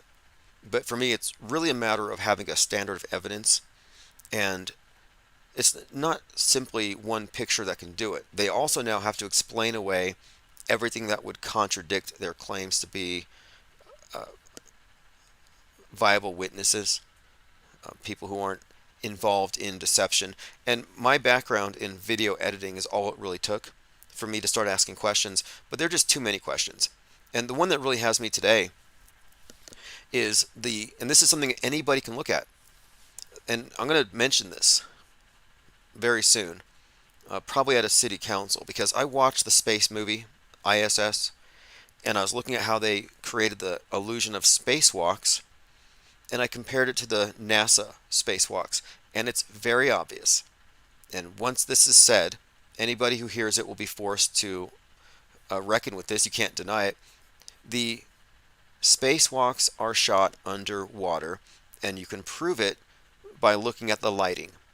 I used to point out the bubbles, but they said, oh, that's space debris. And funnily enough, in the new movie, they put space bubbles floating around at the very beginning. I think they did it to kind of cover this up. But the lighting is diffused.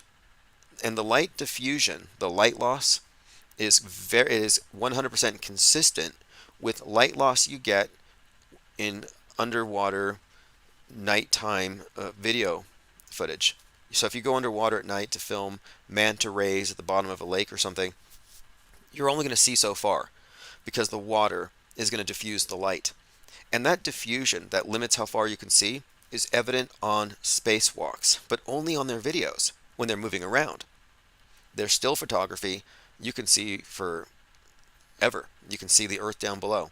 But these things are problems for them because they can't go back and edit this stuff. They've been using these techniques for years, and it needs to be called out. If there is an Achilles heel in the space program, it's not Apollo 11. It's not looking for curve and debating people who believe we're on a globe. It's actually looking at the movie magic and saying we can't have an intellectually honest conversation about the nature of the world without considering the filter through which we're getting all of our information. And if you think they're not using special effects, you are ignorant. And that's one of the big blind spots today, is this visual illiteracy, where people don't know they're looking at special effects. I came across this article a couple of years ago, just before he died. Douglas Trumbull, special effects guru for 2001 Space Odyssey, said that scale models and organic props look more realistic 50 years later than CGI stuff after a couple of years. That the CGI doesn't age well. And I concluded the same thing when I was in school as a film studies major, and I said, why are they sacrificing quality to save money with these cheapo effects? And now that I think about it, I think the dumbing down of the special effects was intentional. It was part of visually dumbing us down to blur real and fake. I think it's all been by design. Ted Stryker says you need to get Jake on again. His last vid was awesome. Yes, he's done some great work on sports fakery. A lot of people have a tough time accepting that sports can be rigged. Reality's rigged. It's just like, if they can rig our entire history, if they can write our history in advance, what can't they do? And it might just be a big flex for them. It might be a big joke to them. I'm not saying every play, but outcomes. I mean, and who knows? Who knows how much of it is steerable? No one was looking into it critically until recently. Jake Gibson's work is really cutting edge on this, watching the sports and noting that there's definitely evidence. We talk about the scripting all the time. The bizarro rituals with these various celebrities like Damar Hamlin. But beyond that, the games themselves. how riggable, how controllable is it?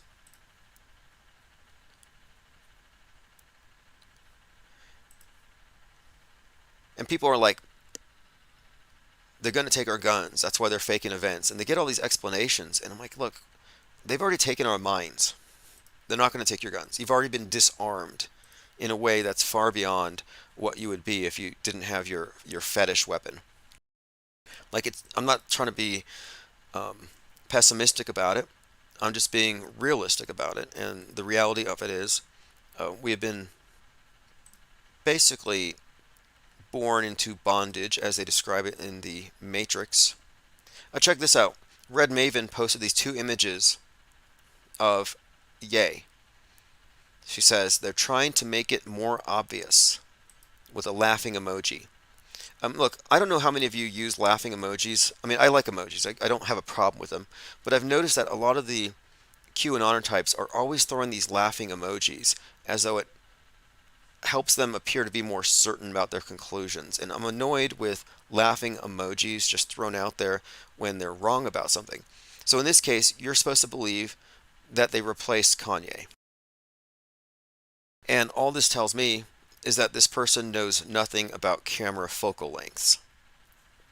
The fact that and this is a consistent thing, people are like, they did this with Jamie Foxx. Oh, Jamie Foxx has been cloned. No, he had a different camera. And so this is the type of visual literacy I'm talking about. And in this case, this person who has arrived at the conclusion that Ye is a clone could not be called a skeptic. She might disbelieve in mainstream news automatically, but they automatically believe all of the insanity on X. And then this person said to me, I've done photography for 20 years, and even I can tell you something's not right. I'm like, no way. And to say I've been in photography for 20 years, well, everybody who's 20 years old has done photography for 20 years. Like, that's not even anything in her favor, but my point of it is, truthers are constantly tricking themselves, tricking each other. They make up propaganda to bolster their claims. Nothing new here. Trutherville is just very, very corrupt, and I think I've said that earlier, and that's why we're breaking away. We're making sure that we have a firm divide, because we have an ideological, a philosophical difference that cannot be reconciled. They need to come to reality, exit the matrix, full matrix extraction, or stay over there. That's pretty much what it is. Auto hoaxers will be uniting, and not only are we uniting as such, but we're quarantining for a time so we can purify our doctrines, get the Auto Hoaxology 101 out there in a new form, paperback. But we need to have this parallel media become self-aware. Then we can do damage. And when I mean damage, I mean, you got to think in terms of billions of dollars of damage to mass media narrative infrastructure, just in the costs of damage control, refutation. Who knows what they're going to do? I don't know. I mean, this hasn't been done. We've been looking at fake trutherism, gate-kept controlled opposition, establishment-friendly counter-narratives for decades. What we're doing is really quite new. Jake the A-hole says, celebs do get replaced quite a bit now, Tim. The original Beyonce has been replaced. Same with Gwen Stefani. Okay, look, I thought about this. Like, you could take someone like, let's say, Eminem, and you could find 5 dancers, 5 performers who can move like him, who can wear a mask. Like, yeah, he could be replaced. He's definitely replaceable. You know, Elvis impersonators were a thing and still are a thing. And yeah, I definitely think that's possible, especially if they're lip syncing. They don't make a lot of appearances. You know, you could see maybe he's like, you know, I'm going to retire, but I'm just going to go ahead and sell my image and have it performed, license it. There's an episode of Black Mirror where Miley Cyrus is the main character, and she's a pop star managed by her aunt. Well, she gets tired of it. She doesn't want to play along, so her aunt just replaces her with an avatar, basically. Jake the A-hole says Eminem has been replaced. Well, there's a lot of money in it, too. I mean, I don't know if it's sinister. You know, was he killed and replaced? Or was there something else? Michael Jackson, for example. Is it the same person who supposedly died at what, 50? At some point, could he have been replaced? Absolutely replaceable. Fascinatingly, you had that the weekend comes out on the Super Bowl where all these body doubles are wearing bandages like they just got some kind of facial reconstructive surgery. And this is again the weekend who has that weird series of videos with these plastic surgery and head wounds and stuff. But even then I thought maybe that's kind of a hint as to the replaceability of these various pop stars, interchangeability. And it's certainly within the realm of fakeability. Jake the A-hole says, nobody claims Kid Rock has been replaced, so it's not like this conspiracy exists with every celebrity, but many people think Eminem. Yeah, a lot of people think Dave Chappelle, and I think because they remember him being funny, which I think it's a conspiracy theory that he ever was funny. It's more likely he was funny to the person that you were back then, because you were probably going along with a lot of default ideas of what was funny at the time. He's a government jester, for the most part. Has he been replaced? It looks like it. I mean, I couldn't say for sure, but a lot of people believe it. Now, as far as Kid Rock, there is this theory that Kid Rock is the Home Alone kid. Yeah, Macaulay Culkin. Macaulay Culkin and Kid Rock. I don't see it, but yes, Jake the A-hole says, did you see the video I posted with the child crisis actor in KC who claims to have been shot? Yeah, I watched that video. I have it bookmarked here somewhere. And this kid is like talking about how he was shot. He's smiling, he's laughing. Like the bullet went a millimeter from his heart. And they show his wound, and it's a grazing on the edge of his arm. Kind of reminds me of that shooting at the bowling alley in Perry, Iowa, where the person who was shot was some child. And she's smiling at the camera. And she's like, yeah, I'm glad I'm not dead. I got grazed. And she's holding a bowling ball that looks like a globe. Just like the globe bowling ball that Michael Moore is carrying on Bowling for Columbine. But we had examined these things. Both these events have these child actors that come out. And that's just a bad idea in the first place. Like, the person hasn't been convicted yet. You don't know if there's multiple shooters. Who knows? You don't know the whole story. So the idea that you would take a witness and put them on TV and make them into a celebrity, a viral video is crazy. It's like, well, now if the person, like, let's say Nick Cruz had an alibi, which he does, but the media ignored it. If Nick Cruz got out, he would know every single person who saw him, who could potentially, get him in trouble. So it's just strange to me. And finally, minors shouldn't be talking to the news about massacres they've witnessed. It means their parents signed a waiver. Jake the A-hole says, Dave has been replaced. Need to compare some old Dave and new Dave. Watch the 4-hour comedy special where he talks about Lincoln being killed in Ford Theater. That's what I would have to see. I would have to watch his body language and see if I take anything off of it.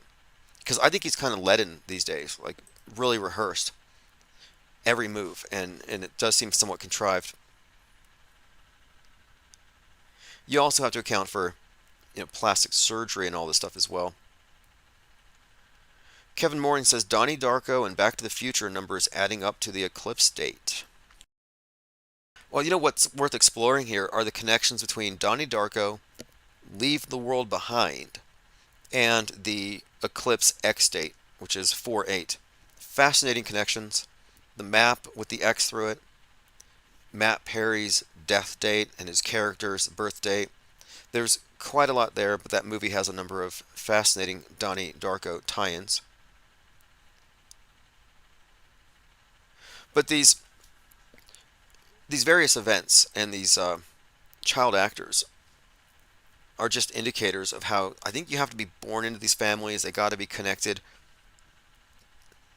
It's unbelievable what they're doing. Now, what they didn't do is they didn't bring out rubber surgical training dolls and wave them around for the cameras. Like, why didn't they do that? They have the technology.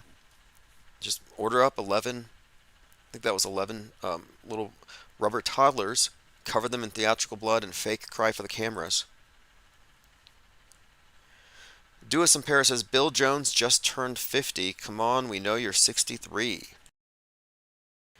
Yeah, that's one of the things. If Bill Hicks is Alex Jones, there's a good 13-year discrepancy. In fact, he recently admitted this, like the other day. He said the truth of it is, his name is, I think it's David Winston, and he played the role of Bill Hicks and Alex Jones. He's always bringing this up. Like, nobody would talk about it if he didn't bring it up. Oh, interesting. Jake the A-hole says, YouTube shut off my comments on the video with the actor kid. See, I thought you shut off the comments. And I noticed you didn't say very much, so I thought you were playing it safe. But the fact that they shut the comments off means they're watching. Mango says, wasn't a kid shot at the mega church in Houston? That's the recent one at Joel Osteen's. Is it Joe Osteen or Joel Osteen? Now, I'm not Mandela affected. I don't care. That's the difference. Smokey the Bear, Smokey Bear, I don't care. None of these matter to me. The fact that I don't know if it's Joel or Joe, Osteen or Osteen, does not mean reality shifted and I'm in denial of it. It means that these are ambiguous names. If you look at the logo, the L could be on the Joe or the Osteen. It's ambiguous. And moreover, it's like definitely not connected to reality shifting. Just Occam's razor. I'm like, come on, this logo is too ambiguous. You can't even make that case. Have any of you seen this? Do you know what I'm talking about? Because his church was shot up, Joel Osteen. He came out laughing, full-blown Robbie Parker mode, happy and delighted to have a psyop at his church. And if anybody was going to play the Antichrist or even Satan in a movie, I would think Joel Osteen. I mean, this is like central casting. But look at his logo. I'll see if I can find one for you here. And you'll see that the name Joe, here it is. And notice how he writes it. It's like J-O and then L-E-L, which is Saturn, who they really worship. So it looks like it says Joe, because Joe is contained within the circle. And is that a 666 on the left? I don't want to hyper-analyze it right now, but to me, I see the name Joe. I also see Joel. So if you look at the circle dividing the two, you do see Joe and Joel. That is undeniably ambiguous. Then you see Osteen. Well, the way I would read this thing is Joel Osteen. I mean, it's, again, this is not a Mandela effect, I'm sorry. Or if it is a Mandela effect, it's a Mandela effect in the sense that Mandela effects are misconceptions. And that's really what it comes down to. Misconceptions. Cygirl says, producing and broadcasting snuff videos of silicone baby dolls as TV news is inflammatory as hell. It's blood libel to fake something like that. Ninth commandment, bearing false witness. Oh yeah, look, they're the scummiest. I mean, look, the people at the top of this inherited the structure, the power structure that they're operating. This thing has been in operation for a very, very long time. But the bottom rung actors who are participating in these events, yeah, that's pretty scummy activity there. You know, bearing false witness, calling the other people a bunch of baby killers. It's as bad as it can get. Okay, so it is Joel. Alright, let's see what else we have here. I'm going to go through my notes. Minds.com/Infinite Plane Society. We already talked about Barron Trump, Time Traveler, QAnon magazine for children.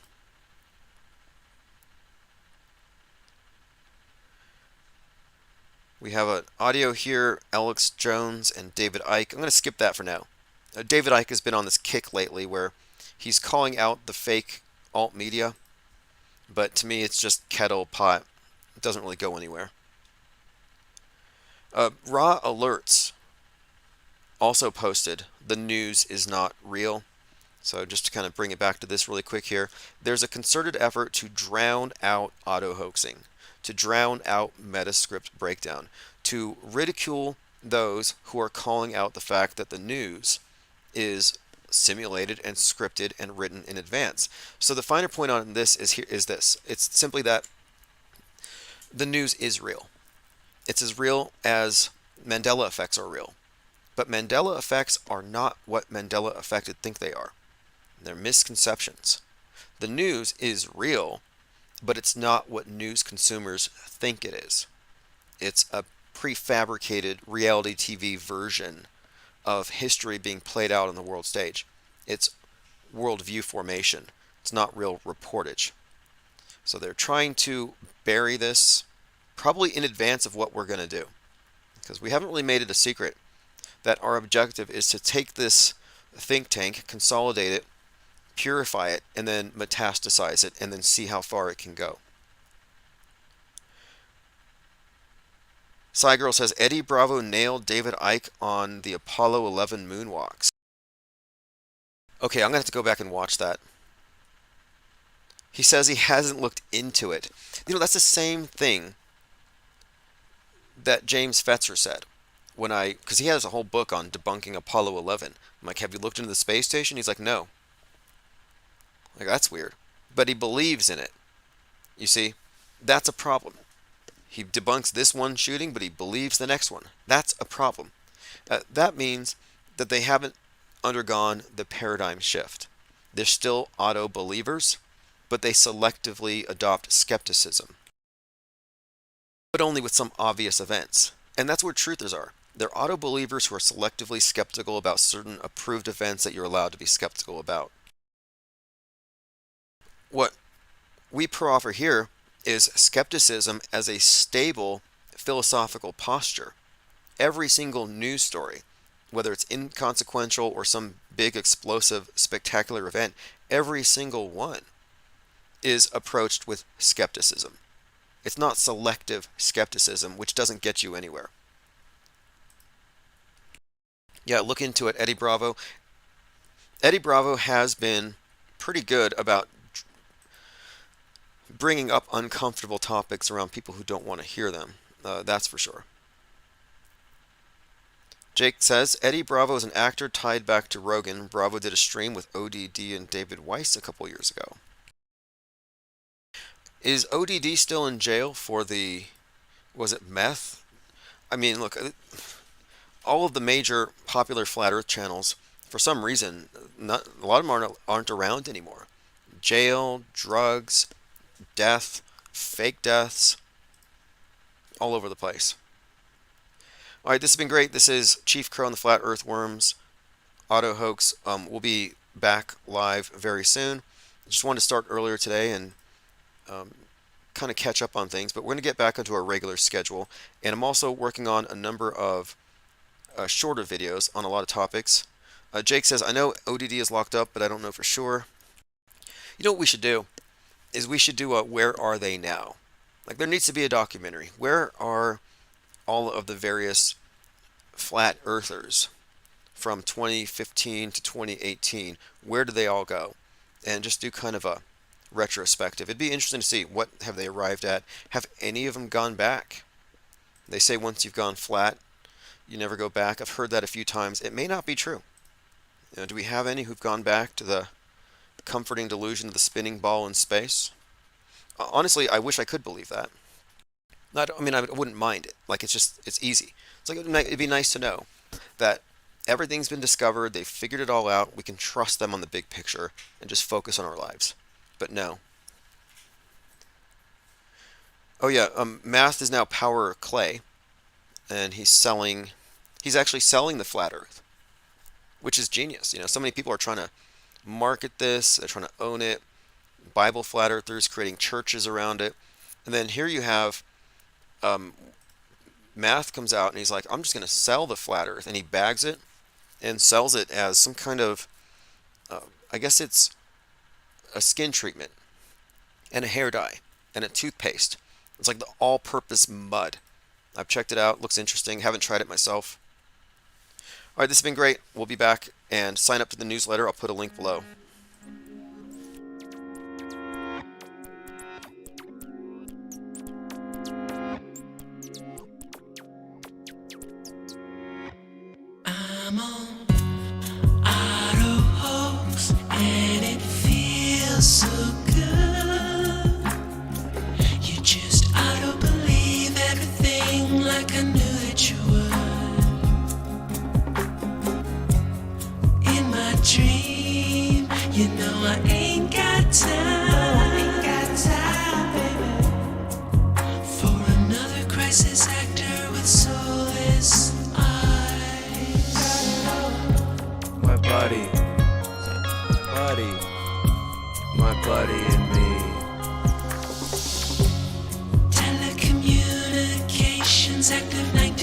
96.